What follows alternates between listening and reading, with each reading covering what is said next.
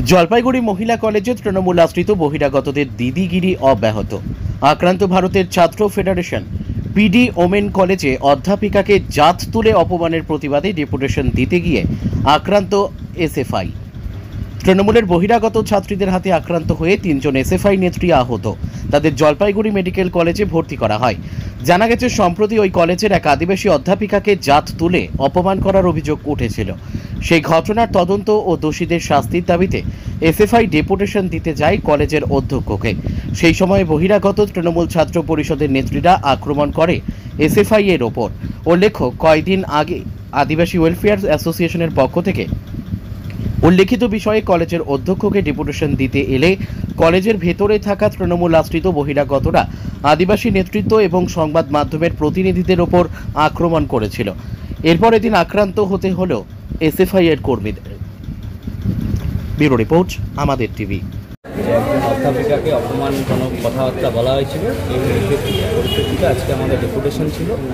আমাদের ছাত্রী কমরেডরা আগে থেকে ইন্টিমেশন দিয়ে কলেজে প্রবেশ করে, কিন্তু তাও দেখা যায় যে কলেজ পাশ করে যাওয়া অনেক সিনিয়র কিছু ছাত্রী, কলেজের তাদের আর প্রাক্তনীয় বলা চলে না, আজকে হয়তো 5-6 বছর আগে পাশ করে গেছে, তারা ইউনিয়ন রুম থেকে বেরিয়ে এসে আমাদের ছাত্রীদের উপর আক্রমণ করে এবং তাদেরকে যথেষ্টভাবে আক্রমণ এবং হামলা করা হয়। আজকে এখন তাদেরকে এই হসপিটালে নিয়ে এসেছি। ইউনিয়ন রুম বন্ধ থাকলেও আমাদের যে ডেপুটেশন ছিল, ইউনিয়ন রুম বন্ধ থাকলেও বহিরাগতদের প্রবেশ, যারা দীর্ঘদিন কলেজের পাশ করে বেরিয়ে গেছে, তারা এখনও কলেজের ক্ষমতা দখল করে বসে আছে, কলেজের ভিতরে ছাত্রছাত্রীদের স্বাধীনতা খর্ব করছে। আজকে সেই নিদর্শন আমরা দেখলাম।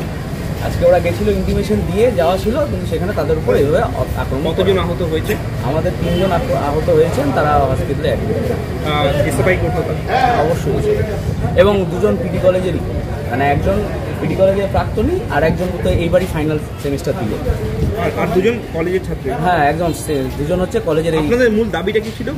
আমাদের মূলত দাবি ছিল যে একজন অধ্যাপিকাকে যেভাবে অপমানজনক কথাবার্তা বলা হয়েছে, সেই ঘটনার বিষয়ে প্রিন্সিপাল কী স্টেপ নিচ্ছেন এবং এই ঘটনা যাতে পুনরাবৃত্তি না হয় সেই বিষয়ে ডেপুটেশন, এবং বহিরাগত ছাত্রদের কলেজে প্রবেশ নিষেধ করতে হবে এবং কলেজের বিষয়ে তাদের হস্তক্ষেপ বন্ধ করতে হবে। আপনার নামটা দাদা? আমার নাম অরিন্দম ঘোষ, জেলা সম্পাদক এসএফআই। ইন্টিমেশন দেওয়া ছিল যে পিডি কলেজের যে ঘটনা আপনারাই তুলে ধরছিলেন, যে বহিরাগতরা এখনও সেই কলেজের মধ্যে রমরমিয়ে ঘুরে বেড়াচ্ছে এবং এর পাশাপাশি যে একজন অধ্যাপিকাকে অপমানজনক কথাবার্তা বলা হয়েছিল, এই পরিপ্রেক্ষিতে আজকে আমাদের ডেপুটেশন ছিল। তো আমাদের ছাত্রী কমরেডরা আগে থেকে ইন্টিমেশন দিয়ে কলেজে প্রবেশ করে, কিন্তু তাও দেখা যায় যে কলেজ পাশ করে যাওয়া অনেক সিনিয়র কিছু ছাত্রী, কলেজের তাদের আর প্রাক্তনীয় বলা চলে না, আজকে হয়তো 5-6 বছর আগে পাশ করে গেছে, তারা ইউনিয়ন রুম থেকে বেরিয়ে এসে আমাদের ছাত্রীদের উপর আক্রমণ করে এবং তাদেরকে যথেষ্টভাবে আক্রমণ এবং হামলা করা হয়। আজকে এখন তাদেরকে এই হসপিটালে নিয়ে এসেছি। ইউনিয়ন রুম তো বন্ধ? ইউনিয়ন রুম বন্ধ থাকলেও আমাদের যে ডেপুটেশন ছিল, ইউনিয়ন রুম বন্ধ থাকলেও বহিরাগতদের প্রবেশ, যারা দীর্ঘদিন কলেজের পাশ করে বেরিয়ে গেছে, তারা এখনো কলেজের ক্ষমতা দখল করে বসে আছে, কলেজের ভিতরে ছাত্রছাত্রীদের স্বাধীনতা খর্ব করছে। আজকে সেই নিদর্শন আমরা দেখলাম। আজকে ওরা গেছিল, ইন্টিমেশন দিয়ে যাওয়া ছিল, কিন্তু সেখানে তাদের উপর এইভাবে আক্রমণ। কতজন আহত হয়েছে? আমাদের 3 জন আহত হয়েছেন, তারা হসপিটালে অ্যাডমিট আছে। এসএফআই করতো তারা? অবশ্যই। এবং 2 জন পিডি কলেজেরই, মানে একজন পিডি কলেজের প্রাক্তনী আর একজন তো এইবারই ফাইনাল সেমিস্টার দিল। আর 2 জন কলেজের ছাত্র? হ্যাঁ, একদম 2 জন হচ্ছে কলেজের। আপনাদের মূল দাবিটা কি ছিল? আমাদের মূলত দাবি ছিল যে একজন অধ্যাপিকাকে যেভাবে অপমানজনক কথাবার্তা বলা হয়েছে, সেই ঘটনার বিষয়ে প্রিন্সিপাল কী স্টেপ নিচ্ছেন এবং এই ঘটনা যাতে পুনরাবৃত্তি না হয় সেই বিষয়ে ডেপুটেশন, এবং বহিরাগত ছাত্রদের কলেজে প্রবেশ নিষেধ করতে হবে এবং কলেজের বিষয়ে তাদের হস্তক্ষেপ বন্ধ করতে হবে। আপনার নামটা দাদা? আমার নাম অরিন্দম ঘোষ, জেলা সম্পাদক এসএফআই। পুজোর আগে স্বনির্ভরতার পথে প্রথম পদক্ষেপ নিন। বাড়ির কাজ বা পড়াশোনার পাশাপাশি আয় করতে চান? সেলাই শিখে নিজের পায়ে দাঁড়ান। ড্রয়িং সহ কাটিং সেলাই শিখুন সহজ পদ্ধতিতে, অল্প খরচে ও কম সময়ে। আজই ভর্তি হন দীপা সেলাই সেন্টারে। প্রশিক্ষণের শেষে পাবেন সার্টিফিকেট।